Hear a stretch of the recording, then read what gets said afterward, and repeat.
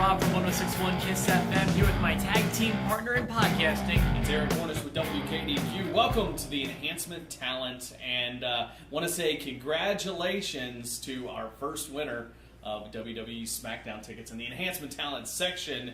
It is none other than Johnny Ford. Congratulations, Johnny. Congratulations, Johnny Ford. Thank you for getting that that code word that we gave you in our last video, and be looking for a new code word in this video. And remember, all of our winners are not only winning tickets in the Enhancement Talent section, but you're also eligible to win an awesome prize pack. Yes. I mean, this is so cool. A souvenir chair, lots of WWE merch, and front row seats. Plus, who knows what else we might throw in later. So. I have a souvenir chair that I had to buy myself when I got tickets to pay-per-view, and I love mine. So yes, make sure you're listening. You'll want that code word. You'll want to enter it in at the end of the video.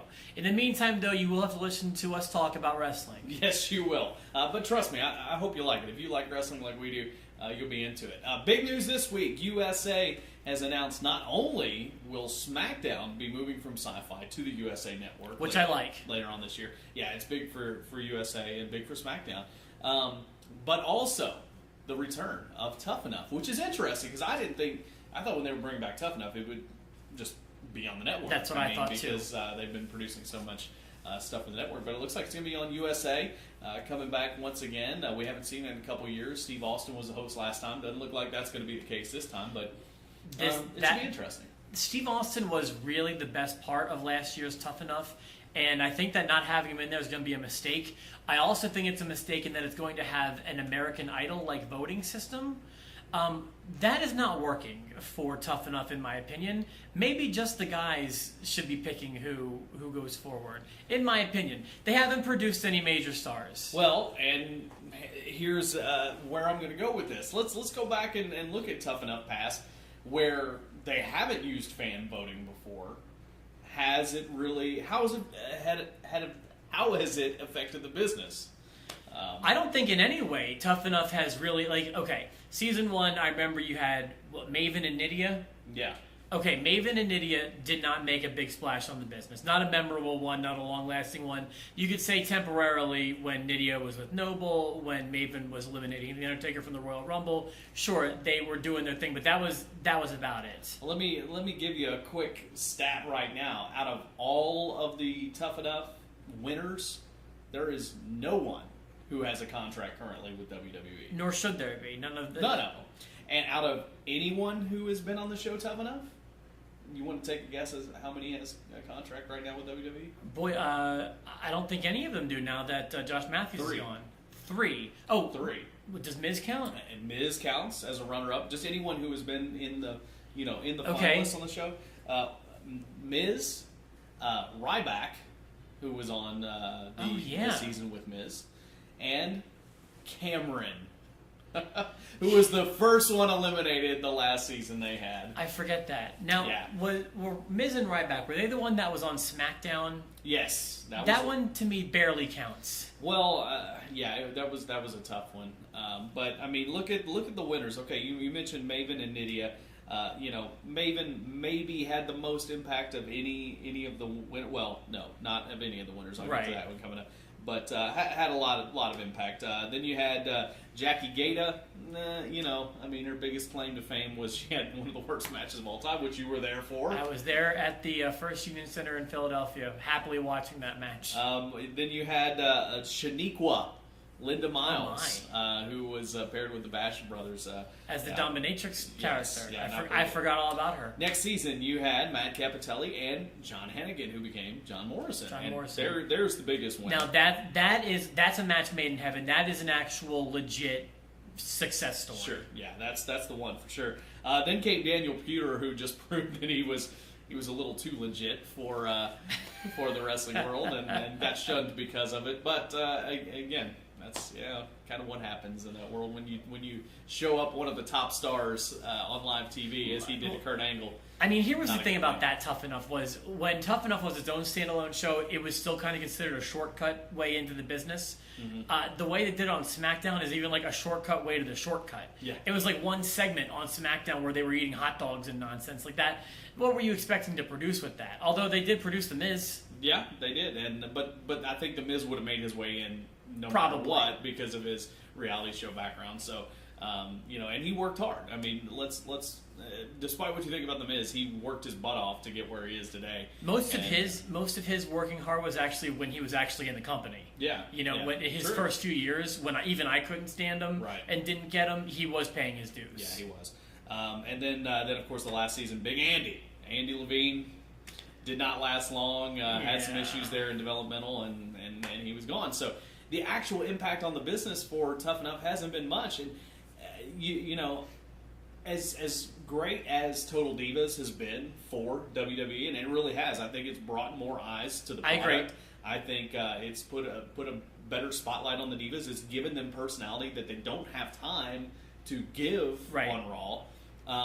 I'd say a show like Tough Enough needs to be more reality based, and maybe the fan voting helps that, and maybe it will help that be a part of more of the actual product. I don't know. I think it's a good thing. Well, like I said, I'm worried about a few things. I'm worried about the way the voting is going to go. I think the American Idol style is a bad idea.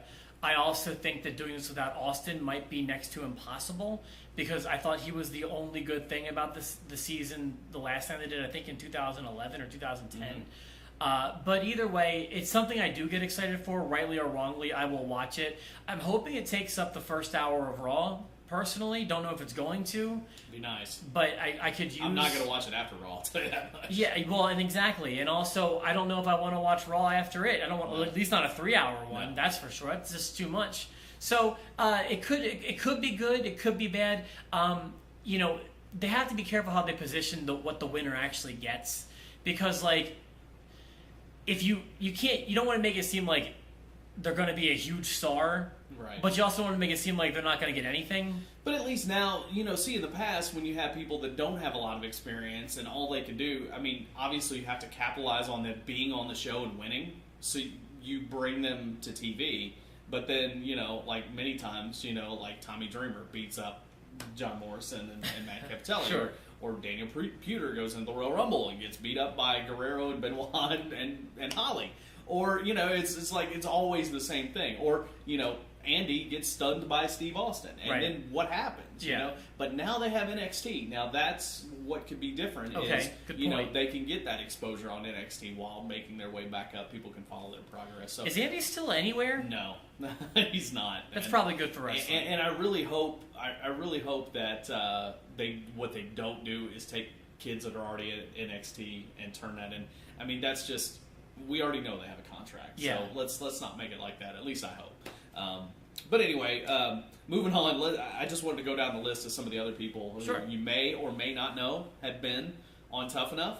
Of course, I think most people know Josh Matthews was third place in the first season. So he was 10 years with WWE. Probably had the second best, if not the best career with WWE. I agree. And now he's in TNA as their lead broadcaster and doing well. Matt Morgan, there's a guy, and we've talked about him before. I think he had so much potential and just didn't live up to it. Absolutely. I mean, I don't know why a company cannot figure out what to do with this kid and make him a top star, because he could be in any company. I agree with you there. But it looks like he's retired. He was a little green when he was in WWE, but I'm sure he's a little finer tuned now. And TNA couldn't even make him a champion. Well, come on. Then you've got guys like Kenny King doing really well in TNA right now. Matt Cross, who was already a big star in the independents, and now he's there in he's in Lucha Underground, and he's under the mask. And Eva Lise, who was also in the last season, they seem to be teaming up a lot, those two. All right. So that's interesting. The Boogeyman, who can forget his untimely departure, lying about his age. I was going to say, wasn't that the guy who lied about it? They kept asking him his age and he kept on lying? Yeah. That's great. There was that. Shad from Crime Time was on that show. Gunner from TNA, who has become a big star, was on that show. ODB from TNA. Season 1. She was on Season 1 and was right there in the final cut.